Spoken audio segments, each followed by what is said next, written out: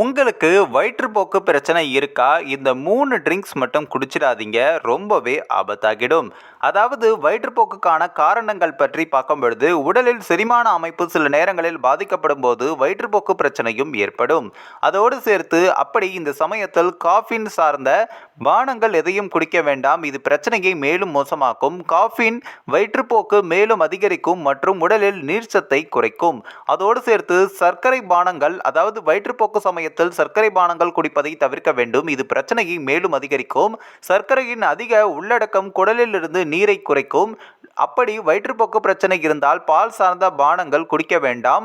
வயிற்றுப்போக்கு சமயத்தில் பால் சார்ந்த பானங்கள் குடித்தால் வாயு, வீக்கம், வயிற்றுப்பிடிப்பு போன்ற பிரச்சனைகளும் ஏற்படுத்தும். இந்த ஒரு வீடியோ குறித்து உங்களுடைய கருத்துக்களை நீங்க மறக்காம கமெண்ட்ஸ்ல சொல்லுங்க. நம்ம ஏஷியாநெட் நியூஸ் தமிழையும் தொடர்ந்து ஃபாலோ பண்ணுங்க.